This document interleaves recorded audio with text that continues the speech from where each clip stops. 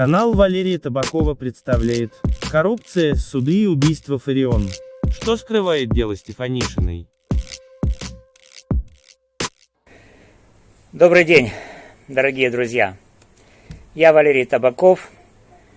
Сегодняшняя тема нашего видео – это анализ резонансного видеоблога Тараса Черновола под названием «Обережно мотузочка рветься».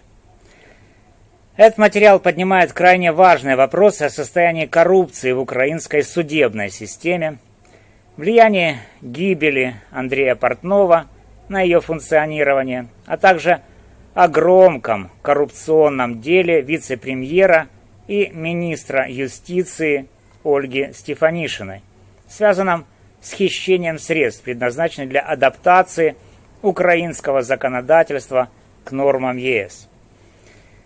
Мы также затронем возможную связь этих событий с расследованием убийства Ирины Фарион, известной националистки и языкового активиста. Особое внимание я уделю ключевому вопросу.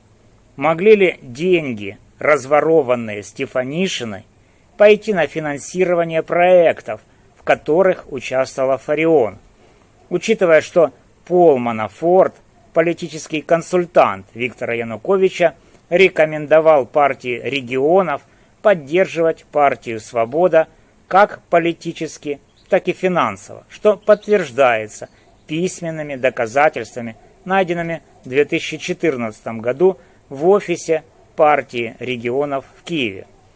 Мы разберем все аспекты подробно, с юридической точки зрения, опираясь на факты и доступные источники. Поехали!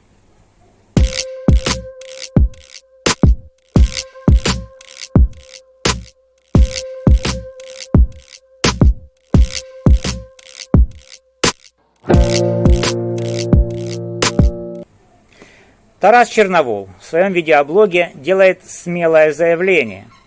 Убийство Андрея Портнова, влиятельного юриста и бывшего советника президента Виктора Януковича, которое произошло 21 мая 2025 года в Мадриде, стало катализатором изменений в украинской судебной системе. Портнов, известный как «серый кардинал», выстроил мощную коррупционную вертикаль, контролируя назначение судей и судебные процессы в 2010-2014 годах.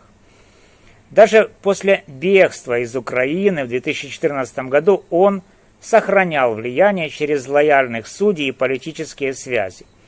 Черновол утверждает, что его смерть привела к трещинам в этой системе. Судьи, ранее зависимые от Портнова, начали действовать более автономно.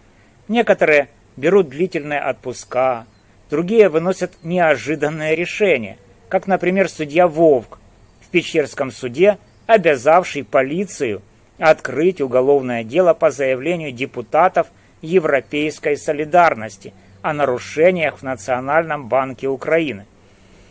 Давайте разберем, насколько эти подозрения Тараса Черновола обоснованы. Аргументы за справедливость подозрений Черновола. Портнов был ключевой фигурой в формировании судебной реформы при Януковиче. Он курировал назначение судей, создав сеть лояльных лиц, которые выполняли его указания. Эта сеть, по данным аналитиков, сохранялась и после 2014 года, позволяя Портнову влиять на судебные процессы, включая дела против оппозиции. Его смерть могла создать вакуум власти, вызвав растерянность среди судей. Например, решение судьи Павла Вовка в Печерском суде, известного своей лояльностью к власти, обязать полицию расследовать нарушения в Нацбанке, может быть попыткой перестраховаться или продемонстрировать независимость в условиях отсутствия Портнова. Черновол отмечает, что так называемые ручные судьи начали массово уходить в длительные отпуска или даже покидать свои посты. Это подтверждают сообщения украинских СМИ о нестабильности в судебной системе после убийства Портнова. Судьи, осознавая риск западных санкций, могут искать новых покровителей или пытаться избежать ответственности за прошлое коррупционное действие. Например, давление Высшего антикоррупционного суда на Стефанишину, которая ранее избегала ответственности, может быть признаком того, что судьи начали учитывать международное наблюдение, а не только указания Портнова. Портнов перед смертью встречался с высокопоставленными украинскими чиновниками, включая директора Государственного бюро расследований Алексея Сухачева и заместителя главы Офиса президента Олега Татарова. Испанские СМИ, такие как «Эль Мундо», рассматривают версию о причастности украинских спецслужб к его убийству, что указывает на политические мотивы. Если Портнов готовил компромат на власть, как утверждает блогер Анатолий Шарий, его устранение могло быть попыткой нейтрализовать угрозу для коррумпированных элит. Это косвенно подтверждает тезис Черновола о том, что его смерть ослабила коррупционную вертикаль, выстроенную в судах. После убийства Портнова в украинском обществе усилились призывы к очищению судебной системы от портновщины. Аналитики, такие как Сергей Фурса, отмечают, что его смерть стала символом возможного конца эпохи коррупционного контроля над судами, хотя реальные изменения требуют времени. Это поддерживает мнение Черновола о начале трещин в системе.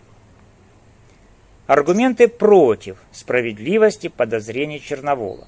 Некоторые юристы, например, Алексей Баганец, считают, что влияние Портнова на судебную систему переоценивается. Основным фактором зависимости судов остается Офис президента, который через своих представителей, таких как Андрей Ермак, продолжает контролировать ключевые судебные процессы. Смерть Портнова, по их мнению, не приведет к радикальным изменениям, пока власть сохраняет рычаги влияния. Черновол не предоставляет конкретных фактов, напрямую связывающих изменения в судах с гибелью Портнова.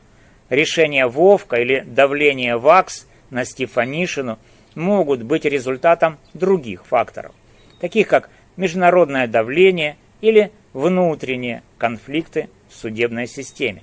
Без документальных доказательств сложно утверждать, что эти события – прямое следствие убийства Портнова. Несмотря на смерть Портнова, коррупция в судах продолжает процветать. Дело Стефанишиной, где она до сих пор избегает ответственности, демонстрирует, что система остается устойчивой. Судьи, ранее лояльные Портнову, могут просто переориентироваться на новых хозяев в Офисе президента, что ослабляет тезис Черновола о значительных изменениях. Судебная система Украины, как отмечают эксперты Transparency International, остается одной из самых коррумпированных в Европе. Даже без Портнова суды подчиняются политическим интересам. И дело Стефанишиной, где она сохраняет посты, несмотря на обвинения, подтверждает это. Моя оценка. Подозрения Черновола имеют частичную обоснованность. Портнов был ключевой фигурой в коррупционной судебной системе, и его устранение могло временно дезорганизовать сеть его влияния, вызвав неуверенность среди судей. Пример с судьей Вовком и давлением ВАКС на Стефанишину указывает на возможные сдвиги, однако говорить о радикальных изменениях преждевременно. Суды остаются под давлением Офиса президента, и без системных реформ, таких как независимый отбор судей и усиление антикоррупционных органов, независимость судов останется ограниченной. Гибель Портнова лишь один из факторов, который в сочетании с международным давлением и общественным недовольством может повлиять на судебную систему в будущем.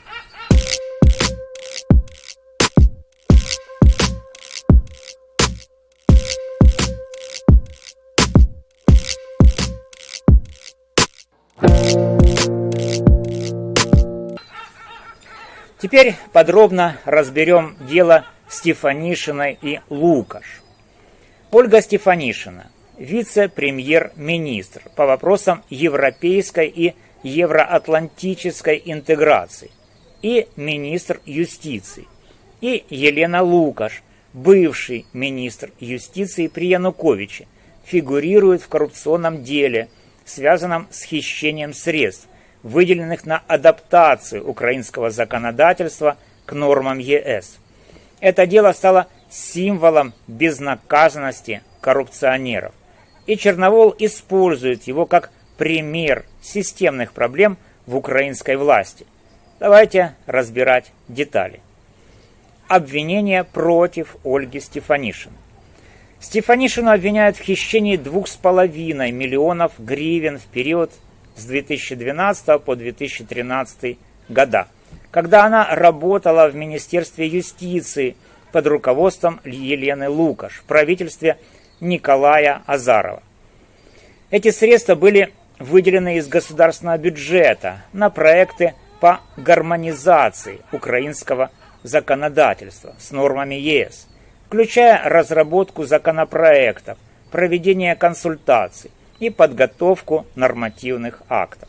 По данным следствия, деньги были разворованы через фиктивные контракты с подставными компаниями, зарегистрированными на подконтрольных лиц. Реальная работа по евроинтеграции не проводилась, а отчеты о выполнении проектов были сфальсифицированы. Дело передано в Высший антикоррупционный суд Украины, ВАКС. Стефанишина получила обвинительный акт и официально признана обвиняемой, что делает ее случай уникальным. Она продолжает занимать посты вице-премьера и министра юстиции, несмотря на серьезные обвинения. Черновол называет это вопиющим примером безнаказанности. Стефанишина неоднократно игнорировала заседания ВАКС, что ранее не влекло последствий, но в последние месяцы судьи начали проявлять жесткость, угрожая принудительным приводом. Это может быть связано с ослаблением коррупционного контроля после смерти Портнова и усилением международного наблюдения за ВАКС. Помимо старого дела, Стефанишина оказалась замешана в новом скандале.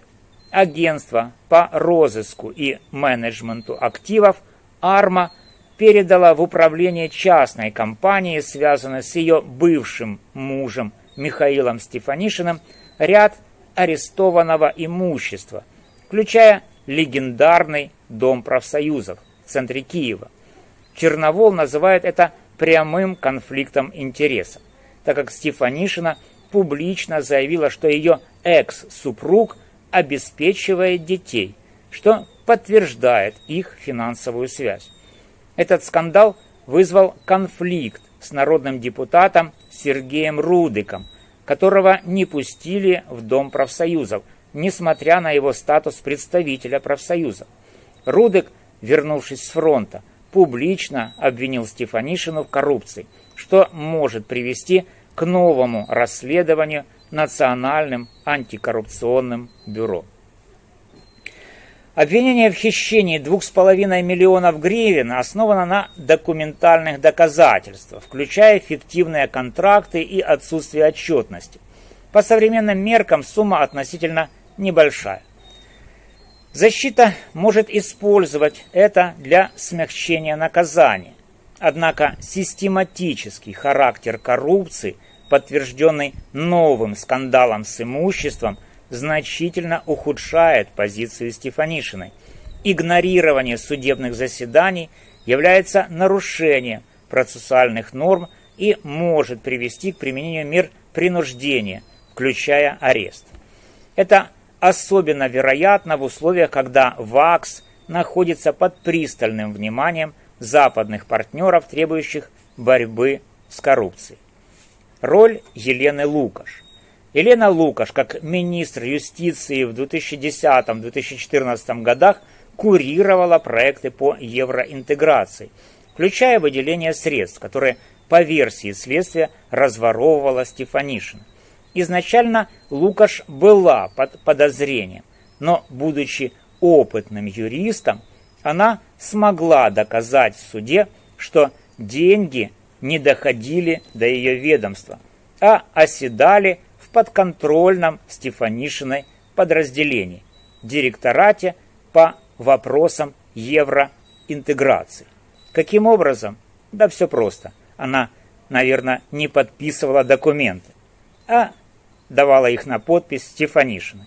Таким образом, Лукаш переложила вину на подчиненную, как это обычно бывает, избежав таким образом ответственности. Черновол утверждает, что Лукаш и Портнов были близкими соратниками при Януковиче. Во время Майдана 2013-2014 годов они вместе разрабатывали механизмы подавления протестов, включая юридическое обоснование для разгона демонстраций. Лукаш, по словам Черновола, порекомендовала Стефанишину Портнову для использования ее в команде Зеленского, что указывает на то, что Стефанишина была частью коррупционной сети, созданной Портновым. Эта сеть сохранила влияние после смены власти в 2019 году, позволяя таким фигурам, как Стефанишина, занимать высокие посты. Лукаш успешно защитилась в суде, и ее юридическая позиция выглядит прочной. Однако ее репутация как участницы коррупционных схем при Януковиче остается под вопросом. Если следствие по делу Стефанишиной расширится, Лукаш может быть вызвана для дачи показаний, но маловероятно, что она понесет ответственность. Роль Андрея Портнова. Портнов, как куратор судебной системы, обеспечивал Стефанишиной защиту, удерживая ее на крючке через уголовное дело. Черновол утверждает, что он намеренно не закрывал дело, чтобы держать Стефанишину под контролем, используя как инструмент для политической манипуляции. После его смерти судьи ВАКС начали действовать более независимо, что проявилось в давлении на Стефанишину. Это подтверждает тезис Черновола о том, что отсутствие Портнова ослабило коррупционные связи. Портнов также был связующим звеном между старой системой Януковича и новой властью Зеленского. Его влияние на суды позволяло таким фигурам, как Стефанишина, избегать ответственности. Его устранение могло стать поворотным моментом, но, как я уже отметил, без реформ эффект будет ограниченным. Дело Стефанишина имеет высокую общественную значимость, так как она занимает ключевые посты, связанные с евроинтеграцией. Если ВАКС вынесет обвинительный приговор, это станет сигналом о начале борьбы с коррупцией на высоком уровне. Однако, учитывая ее связи с Андреем Ермаком, главой Офиса президента, существует риск, что дело будет затянуто или закрыто. Новый скандал с передачей имущества усиливает позицию обвинения, так как демонстрирует систематический характер коррупции. Если НАБУ начнет расследование, это может привести к отставке Стефанишиной, особенно если Запад усилит давление. Лукаш, вероятно, останется вне ответственности, но ее роль в деле может быть пересмотрена, если следствие найдет новые доказательства.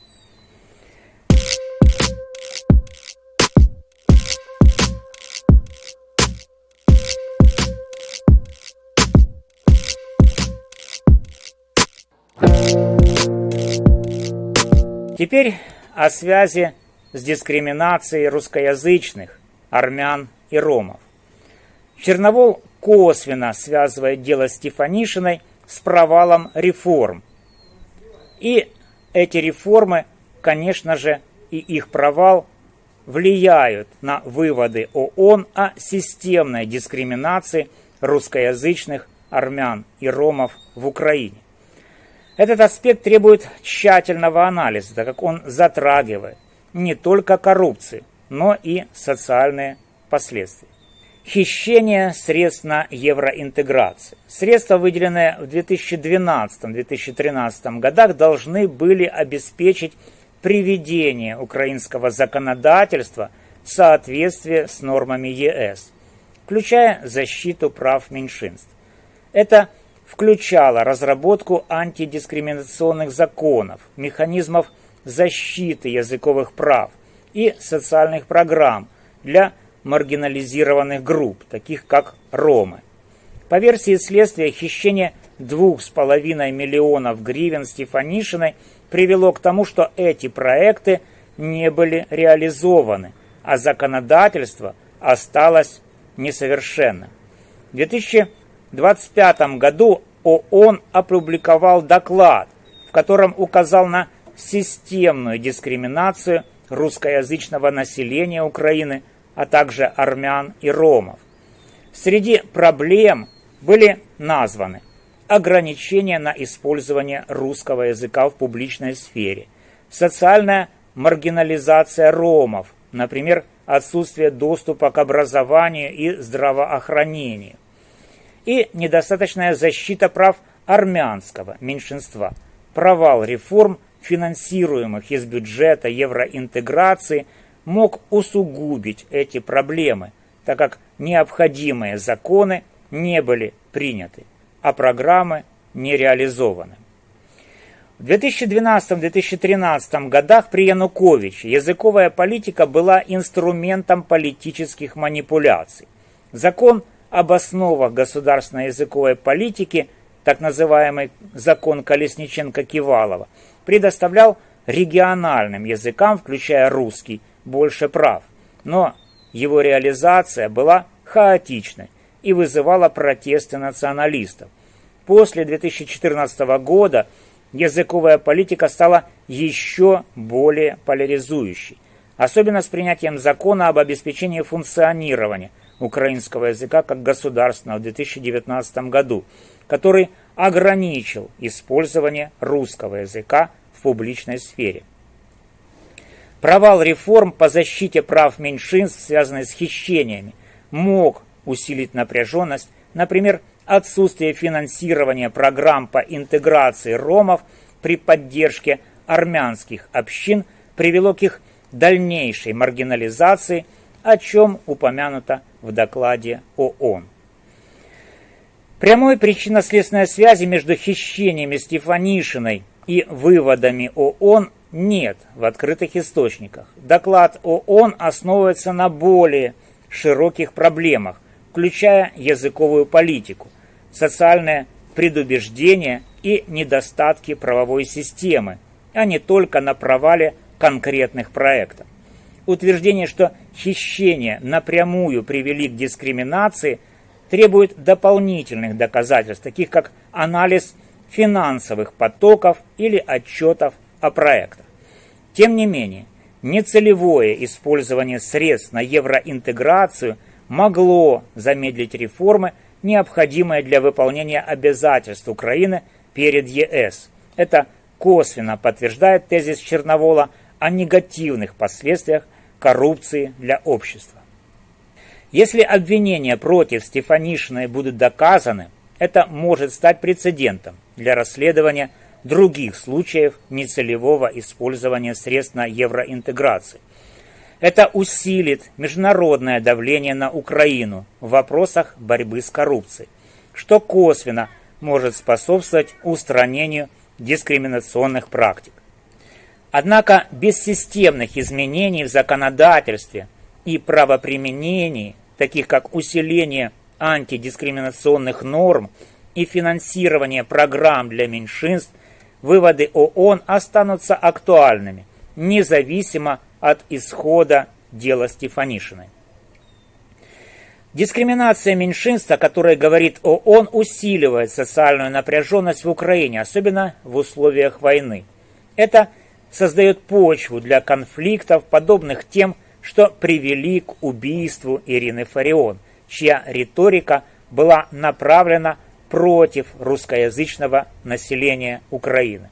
Провал реформ, связанный с коррупцией, усугубляет эти проблемы, делая их решение одной из ключевых задач для Украины.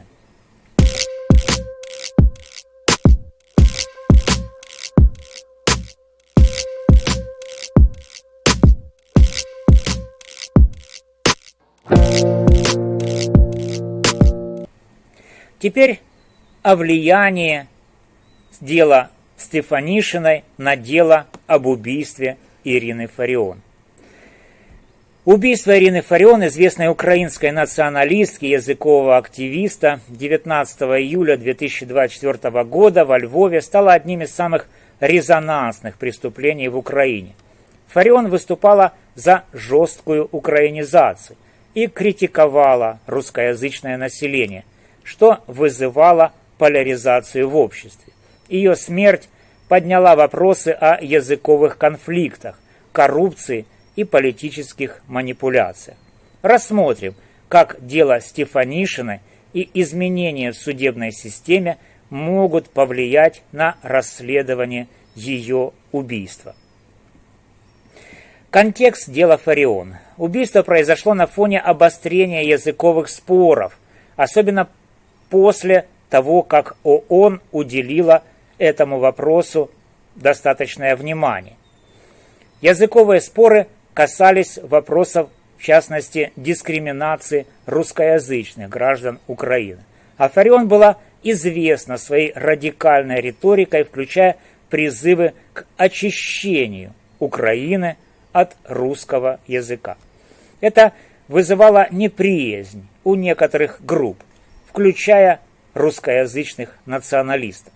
Полиция считает, что подозреваемый 18-летний участник неонацистских групп действовал из личной неприязни, но не исключает и политические мотивы.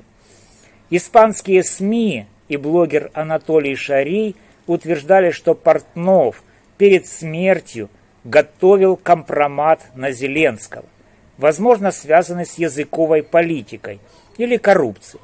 Если это правда, его материалы могли касаться дел, связанных с Фарион, чья деятельность была в центре языковых конфликтов. Расследование убийства ведут украинские правоохранительные органы, но его политический характер делает его уязвимым для влияния судей, ранее зависимых от Портнова. Например, суды, рассматривающие связанные с делом вопросы, могут быть под давлением офиса президента.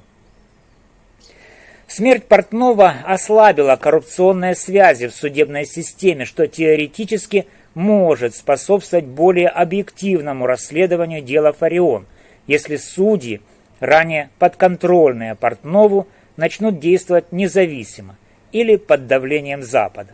Это может привести к раскрытию политических мотивов убийства. Например, если следствие дойдет до заказчиков, это может выявить связи с языковыми или коррупционными конфликтами. Однако, как отмечает Черновол, отсутствие Портнова не гарантирует полной независимости судов. Офис президента продолжает оказывать давление через своих представителей, таких как Ермак.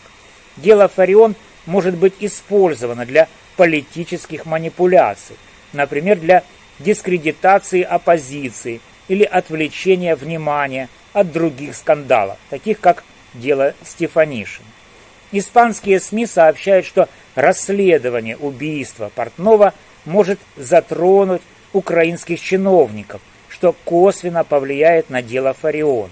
Если испанские власти раскроют политические мотивы, это усилит давление на Украину, включая расследование резонансных дел. Дело Стефанишиной, как и убийство Фарион, подчеркивает системную коррупцию и безнаказанность во власти. Если ВАКС вынесет обвинительный приговор Стефанишиной, это усилит общественное давление на власть, включая расследование дела Фарион. Общественный резонанс может заставить правоохранительные органы действовать активнее, чтобы продемонстрировать борьбу с коррупцией и политическими преступлениями. С другой стороны, если Стефанишина избежит ответственности благодаря связям с Ермаком, это укрепит недоверие к судебной системе. В таком случае расследование дела Фарион может быть затянуто или использовано для политических целей, так как это было с делом Петра Порошенко, где Нацбанк применял незаконные санкции. Дело Стефанишиной также связано с провалом реформ, которые могли бы смягчить языковые конфликты, ставшие фоном для убийства Фарион.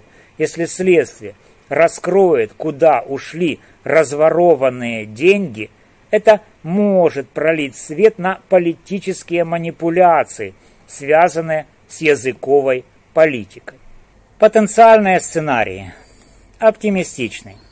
Ослабление влияния Портнова и давление Запада приведут к прозрачному расследованию дела Фарион. Следствие сосредоточится на выявлении заказчика, включая возможные связи с языковыми или коррупционными конфликтами, что может привести к раскрытию системных проблем. Пессимистичный сценарий. Сохранение коррупционных схем и политическое давление замедлят расследование, дело Фарион станет инструментом манипуляций, как это было с другими резонансными делами, и останется нераскрытым. Вероятный сценарий. Расследование будет продолжаться, но без значительных прорывов. Дело Стефанишиной может стать отвлекающим фактором, если власть использует его для имитации борьбы с коррупцией, чтобы смягчить критику Запада и общества.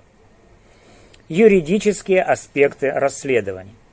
Для объективного расследования дела Фарион необходимы независимые суды и следственные органы.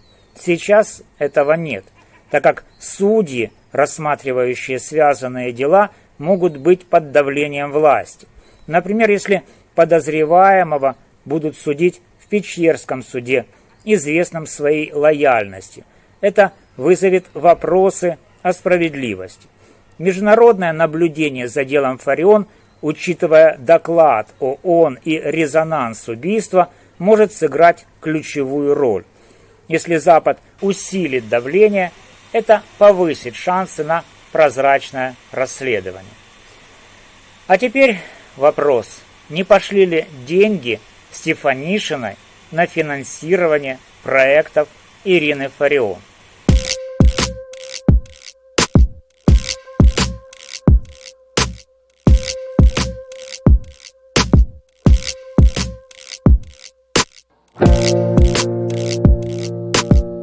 Переходим к ключевому вопросу. Могли ли деньги, разворованные Ольгой Стефанишиной, быть направлены на финансирование проектов, в которых участвовала Ирина Фарион? Особенно с учетом того, что Пол Манафорт рекомендовал партии регионов поддерживать партию «Свобода» политически и финансово.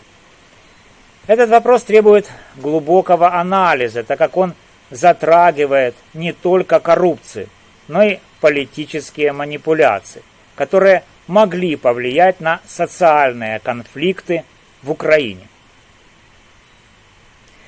Контекст хищений Стефанишиной. Стефанишина обвиняется в хищении 2,5 миллионов гривен в 2012-2013 годах через фиктивные контракты, заключенные в рамках проектов по евроинтеграции. Эти проекты включали разработку законопроектов, консультации и другие инициативы, связанные с гармонизацией законодательства. По данным следствия, деньги ушли на подставные компании, но точное их использование остается неясным. Отсутствие прозрачной отчетности делает возможным предположение, что средства могли быть перенаправлены на другие цели, включая политические проекты. В 2012-2013 годах Стефанишина работала в Министерстве юстиции под руководством Лукаш, которая в свою очередь была связана с Портновым и партией регионов. Это создает контекст, в котором коррупционные схемы могли использоваться для финансирования политических инициатив, выгодных власти. Пол Манафорт, американский политический консультант, работавший на Януковича с 2006 по 2014 годы, был ключевой фигурой в формировании политической стратегии партии регионов согласно документам, найденным в 2014 году в офисе партии регионов в Киеве. После бегства Януковича Манафорт рекомендовал поддерживать партию «Свобода» как политически, так и финансово. Эти документы, известны как «черная бухгалтерия» партии регионов, содержали записи о выплатах на различные политические проекты, включая подставные организации и медийные кампании. Стратегия Манафорта заключалась в том, чтобы усилить националистическую риторику «Свободы», чтобы расколоть оппозицию и отвлечь внимание от коррупции Януковича. «Свобода», несмотря на свою оппозиционную риторику, в некоторых случаях действовала в интересах партии регионов, например, поддерживая определенное голосование в парламенте. Это делает вероятным, что часть средств, выделенных на евроинтеграцию, могла быть перенаправлена на проекты, связанные со свободой, через коррупционные схемы. Документы, опубликованные в 2016 году НАБУ, подтверждают, что партия регионов использовала фиктивные контракты для финансирования политических инициатив. Это создает прецедент, при котором хищения Стефанишиной могли быть частью подобной схемы. Теперь о деятельности Ирины Фарион в 2012-2013 годах. Ирина Фарион в 2012-2013 годах была активным членом партии «Свобода» и народным депутатом Украины 2012-2014 годы. Она была одной из самых известных фигур партии, продвигая радикальную националистическую идеологию и защиту украинского языка. Среди ее проектов были просветительские инициативы, такие как телепрограммы «От книги к цели» и «Ген украинцев» на львовском телевидении, а также публицистические статьи, лекции и публичные выступления. Фарион неоднократно требовала бюджетного финансирования для языковых и культурных инициатив. Например, в 2013 году она выступала за выделение средств на переводчика для коммунистов в парламентском комитете по вопросам свободы слова, но аппарат Верховной Рады отказал, ссылаясь на отсутствие денег. Это указывает на то, что ее проекты часто сталкивались с проблемами финансирования через официальные каналы. Однако, учитывая рекомендации Манафорта, неофициальное финансирование проектов «Свободы», включая инициативы Фарион, могло осуществляться через коррупционные схемы. Например, фиктивные контракты на евроинтеграцию могли маскировать выплаты на медийные или просветительские проекты националистов. Теоретически деньги, разворованные Стефанишиной, могли быть направлены на проекты, связанные со свободой, включая инициативы Фарион. Рекомендации Манафорта подтверждают, что партия регионов использовала коррупционные схемы для финансирования националистов, чтобы манипулировать политической ситуацией. Например, средства, выделенные на евроинтеграцию, могли быть переведены на подставные кампании, которые затем финансировали медийные проекты «Свободы», такие как телепрограммы Фарион. Однако прямых доказательств, что деньги Стефанишиной дошли до Фарион, нет. Следствие по ее делу сосредоточено на фиктивных контрактах, а не на конкретных получателях средств. Более того, Фарион и Стефанишина принадлежали к разным политическим лагерям. Фарион представляла оппозиционную «Свободу», а Стефанишина работала в провластном Министерстве юстиции.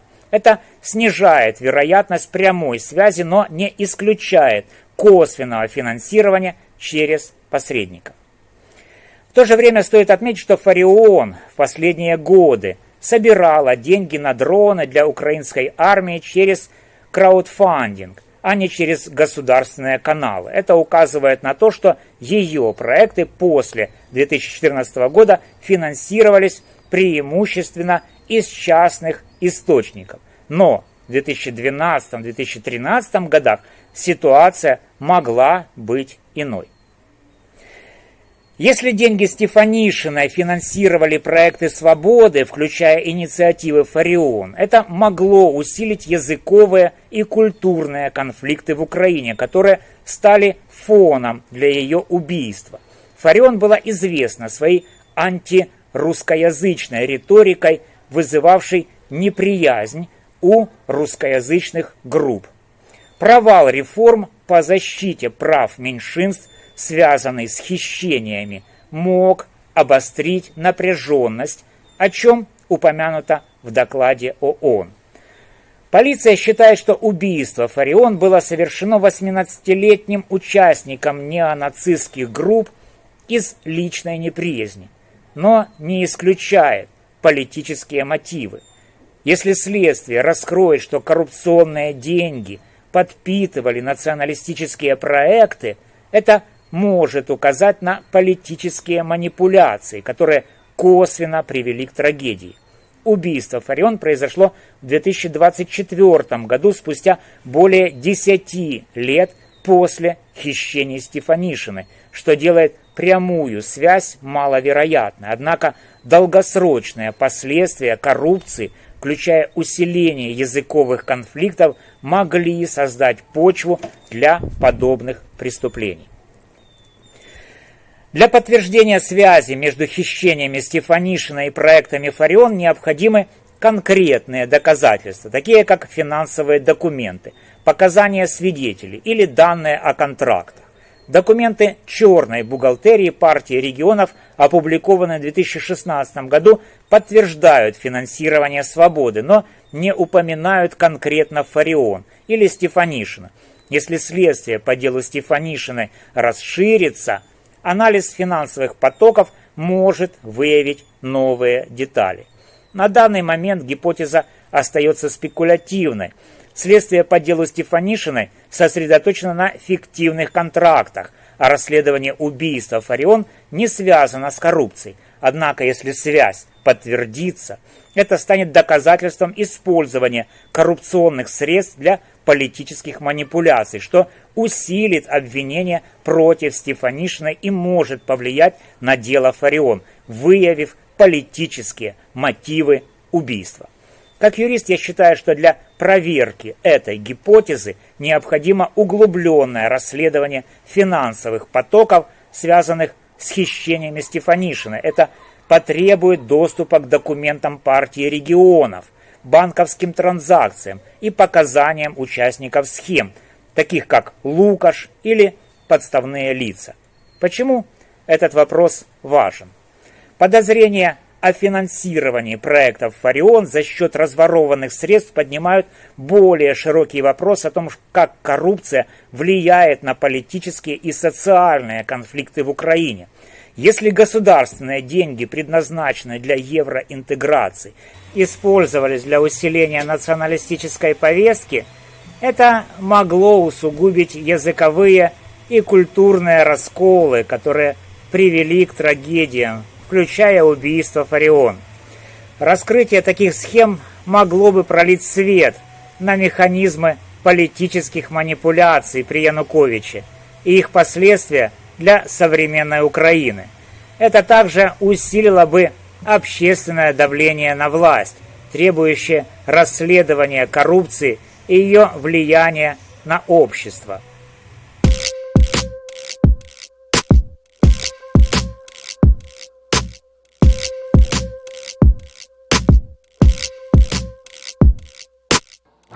Подозрения Тараса Черновола о связи гибели Андрея Портнова с изменениями в судебной системе имеют частичную обоснованность.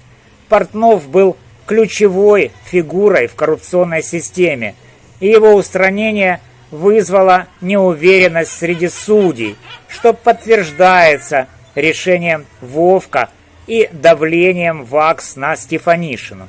Однако суды остаются под влиянием Офиса президента, и без системных реформ независимость судов ограничена. Дело Ольги Стефанишиной и Елены Лукаш иллюстрирует системную коррупцию, где высокопоставленные чиновники избегают ответственности благодаря политической защите. Хищение 2,5 миллионов гривен, в котором обвиняют Стефанишину, могло замедлить реформы, включая защиту прав меньшинств, что косвенно связано с выводами ООН о дискриминации русскоязычных армян и ромов. Новый скандал с передачей имущества усиливает обвинения против Стефанишиной, делая ее отставку более вероятной. Гипотеза о том, что деньги Стефанишиной могли финансировать проекты Ирины Фарион, поддерживается рекомендациями Пола Манафорта о поддержке свободы, подтвержденными документами партии регионов. Однако прямых доказательств нет, и эта связь требует углубленного расследования. Если она подтвердится, это станет свидетельством того, как коррупция подпитывала политические конфликты, включая языковые, которые стали фоном для убийства Фарион. Расследование дела Фарион требует независимой судебной системы, чего пока нет. Дело Стефанишиной и изменения в судах могут повлиять на его исход, но многое зависит от политической воли и международного давления. Как юрист я призываю к тщательному расследованию коррупционных схем и их последствий, чтобы обеспечить справедливость в резонансных делах и предотвратить подобные трагедии в будущем. Друзья, что вы думаете о возможной связи между хищениями Стефанишиной и проектами Фарион? Как это могло повлиять на языковые конфликты и убийство Фарион?